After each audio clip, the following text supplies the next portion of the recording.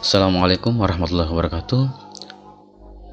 Mata kuliah pemrograman visual pertemuan ke-6 akan membahas pemrograman database. Sebelum praktek pemrograman visualnya, perlu saya sampaikan basis data, database atau basis data itu sebenarnya apa sih, supaya nanti tidak bingung untuk apa kita membuat aplikasi database, fungsinya untuk apa.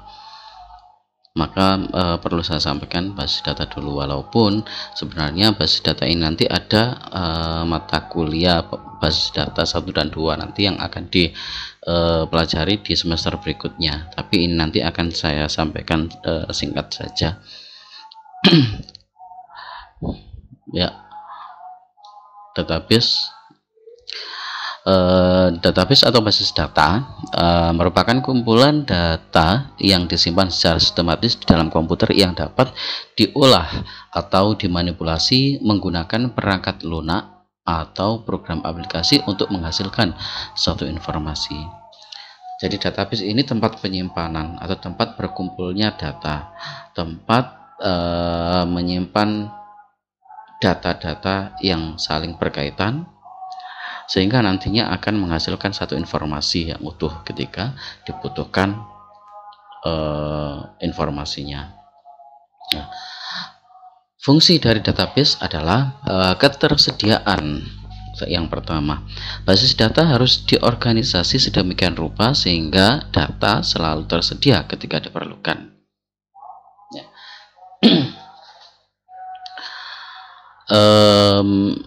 Salah satu contoh, ketika kamu melakukan pendaftaran mahasiswa baru, yang pertama dulu kamu mengisi formulir, ya, mengisi formulir, terus kemudian mengumpulkan berkas-berkas mulai dari ijazah sampai dengan identitas kamu, semuanya dikumpulkan di bagian pendaftaran yang nantinya akan disimpan di dalam lemari arsip khusus untuk mahasiswa. Gitu. Jadi ketika nanti dibutuhkan informasinya, maka informasi itu sudah tersedia di dalam lemari arsip, gitu. Ya, terus kemudian kecepatan dan kemudahan. Nah, itu tadi data-data yang sudah disimpan tadi, data-data yang sudah dikumpulkan tadi, ketika membutuhkan informasi, maka di situ bisa menghasilkan data atau mendapatkan informasinya secara cepat dan mudah. Nah, kalau misalkan yang saya contohkan tadi itu prosesnya disimpan di dalam lemari arsip yang manual, nah, maka ketika kita melakukan proses pencarian, contoh misalnya saya ada satu mahasiswa Ahmad misalnya. Ahmad itu tidak masuk di perkuliahan sudah 1 semester. Nah, dicari informasinya. Ahmad ini kenapa enggak pernah kuliah? Apakah mahasiswa ini sakit atau apakah mahasiswa ini bekerja, sudah memutuskan untuk tidak kuliah lagi? Nah, untuk mencari informasinya di sini kita perlu data identitasnya. Ahmad ini alamatnya di mana? Ahmad ini orang tuanya siapa? Ahmad ini nomor teleponnya berapa? Nah, di situ kalau dicari secara manual tadi di lemari arsip, maka akan membutuhkan waktu yang panjang. Nah, karena di lemari arsip banyak sekali data mahasiswa. Supaya proses pencariannya itu cepat, maka dibutuhkan sistem database ini. Ketika kita melakukan proses pencarian, maka di situ bisa ditemukan dengan cepat dan mudah dioperasikan. Kemudian kelengkapan. Data yang tersimpan dalam basis data harus lengkap. Dengan kata lain, dapat melayani semua kebutuhan pengguna. Nah, di dalam satu sistem basis data, ketika saya mau membutuhkan tadi saya membutuhkan nama mahasiswa Ahmad tadi, orang tuanya siapa, alamatnya di mana, nomor teleponnya berapa, itu bisa data-datanya lengkap, harus lengkap disimpan di dalam satu arsip. Terus keakuratan data dalam file-file database diorganisasi sedemikian rupa sehingga dapat menekan kesalahan-kesalahan pada saat memasukkan, menginputkan data, dan pada saat penyimpanan data atau data store, penyimpanan. Nah, contoh lagi, ketika melakukan penginputan data,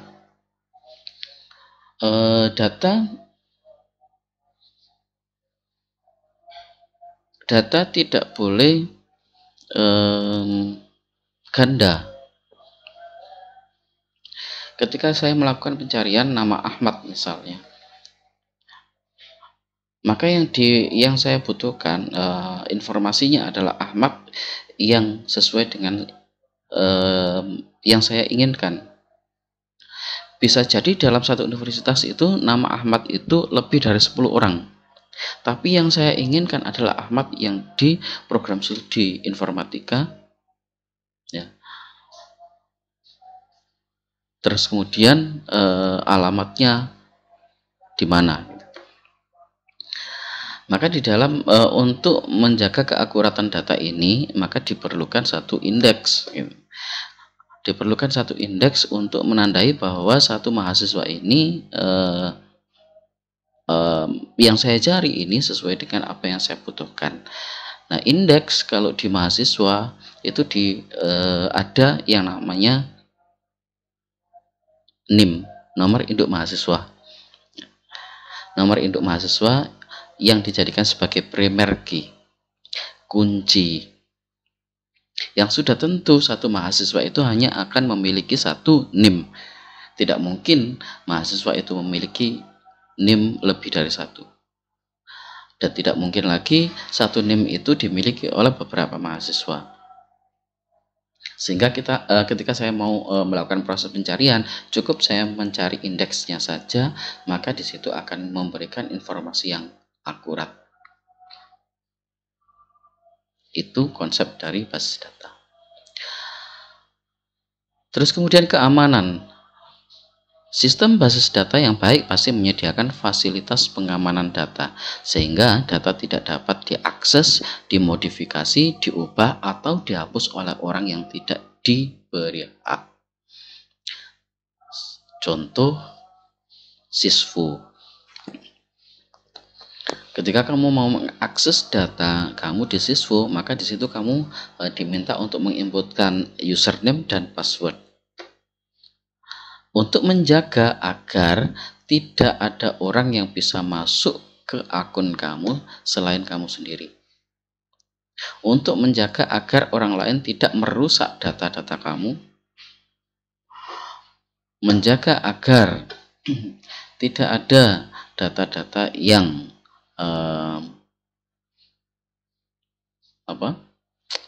menjaga hal-hal yang tidak diinginkan di dalam sistem.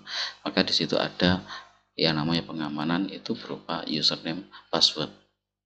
Nah, di dalam sysfo terdapat banyak user, ada mahasiswa, ada dosen wali, ada kaprodi, ada dekan, dan lain sebagainya, dan pimpinan-pimpinan yang lainnya. Memiliki hak akses yang berbeda-beda. Tujuannya apa? Yaitu untuk pengamanan data. Berikutnya pemakaian bersama. Basis data umumnya dirancang agar dapat digunakan oleh berbagai unit kerja dan tidak terbatas pada satu pemakai, pada satu lokasi atau satu aplikasi saja. Nah, contohnya tadi sysfo. Sysfo itu servernya satu. Bisa diakses oleh beberapa aplikasi. Aplikasi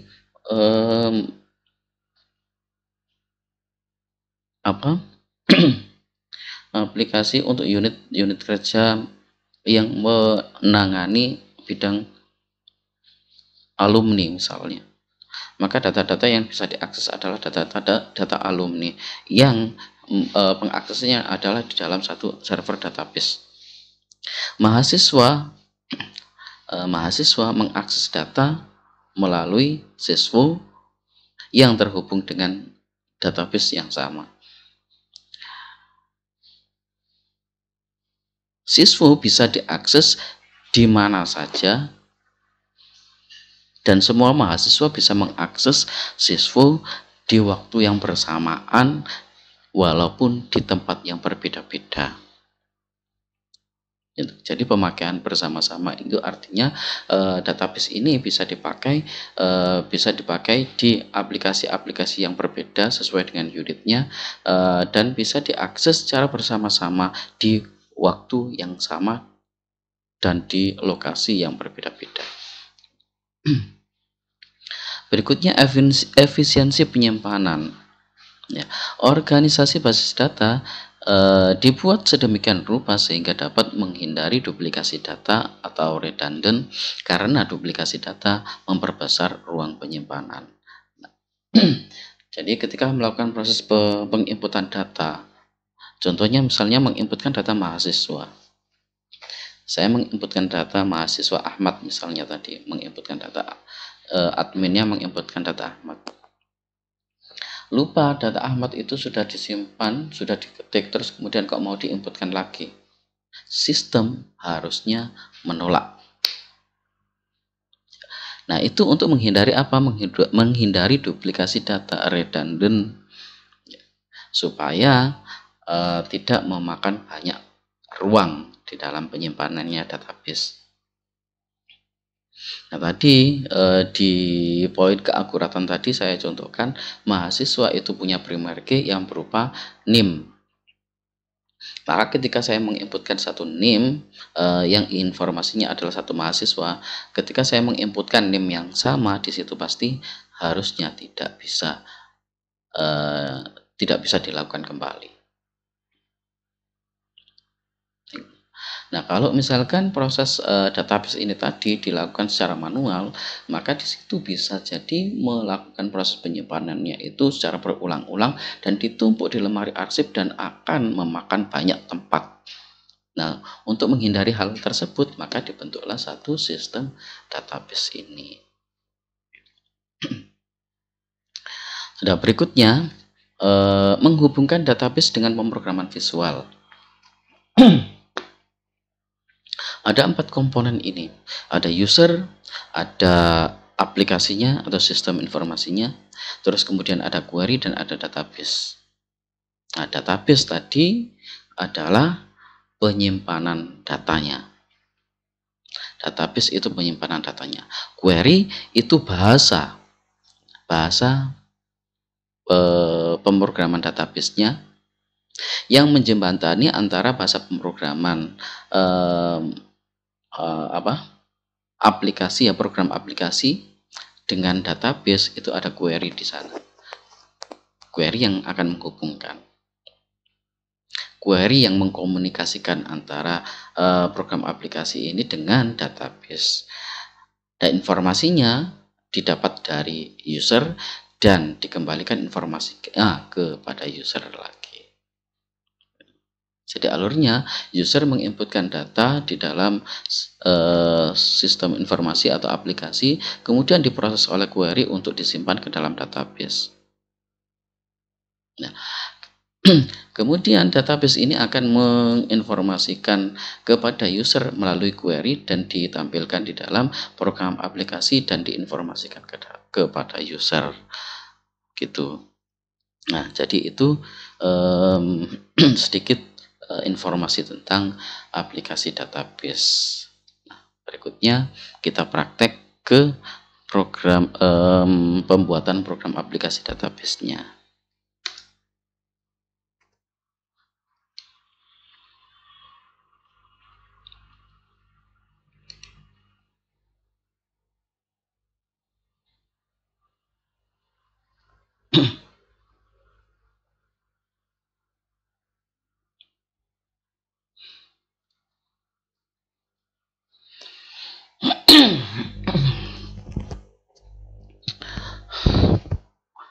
Masuk ke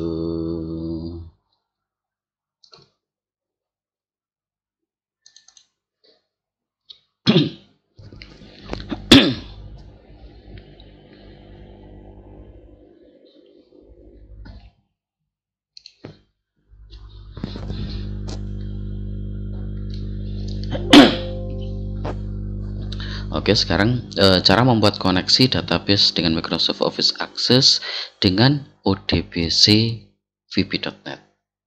Nah, Microsoft Office Access. Nah, sebenarnya banyak aplikasi database, aplikasi penyimpanan data. Dan di sini saya memilih Microsoft Office Access supaya bisa lebih mudah ya. Karena untuk kapasitas penyimpanan data yang kecil, pembuatan aplikasi yang kecil, kita hanya butuh Microsoft Office, cukup Microsoft Office Access aja. Nah, Microsoft Office Access ya, MS Access ini sebenarnya ini merupakan kelompok dari Microsoft Office. Sudah pasti di komputer kalian, di laptop kalian yang basisnya Windows, ketika melakukan instalasi Microsoft Office itu pasti ada akses Microsoft Access-nya kalau diinstal ya. Kelompok Microsoft Office itu ada Microsoft Word, Microsoft Excel, PowerPoint, Microsoft Office Access ini, terus ada publisher dan lain sebagainya yang ada di dalam satu paketnya Microsoft Office ya.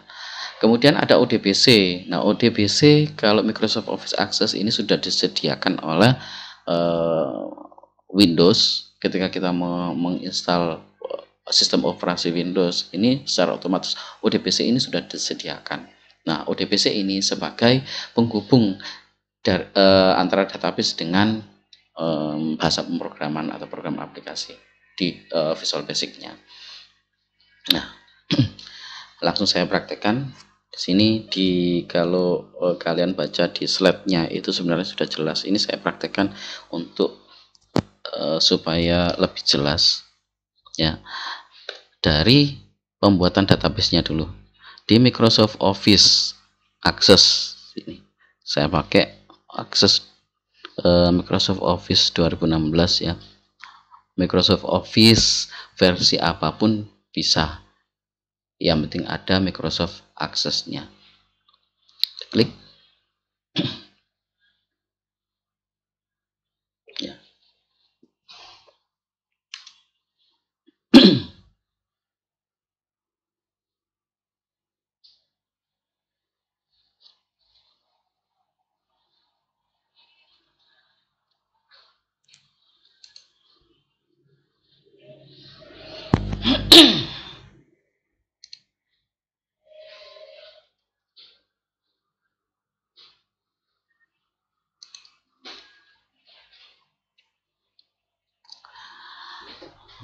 Di sini ada blank database. Klik.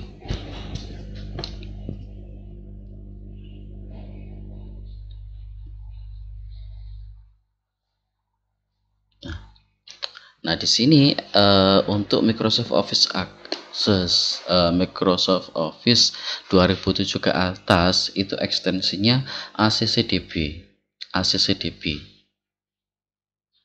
Ya, sama seperti kalau Microsoft Word ya. Microsoft Word itu versi yang 2007 ke atas itu ekstensinya DOCX. Nah, yang versi di bawah 2007 itu ekstensinya DOC untuk Word ya.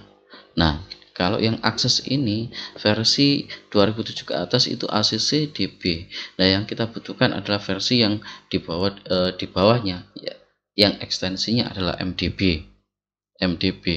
Nah, sebelum di-create, diklik di sini dulu. Ini untuk menentukan penyimpanan dan menentukan versi dari Microsoft Access-nya.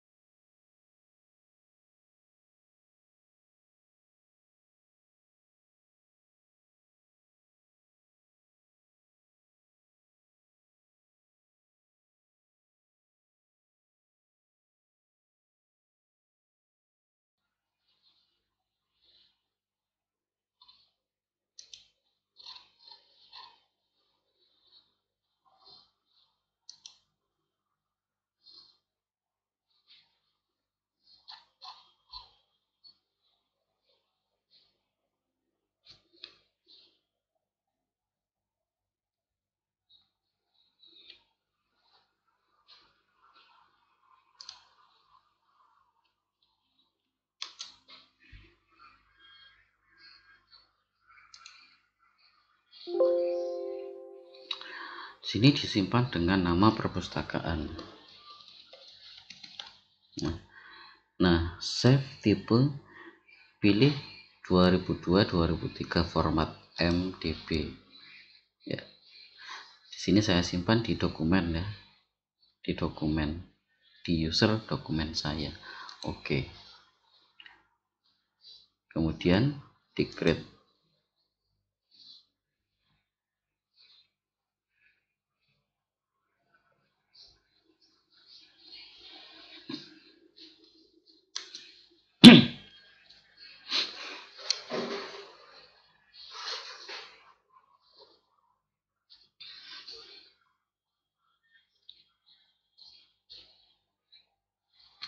Sudah, berikutnya di sini di sini ada tabel di create ya. Create tabel.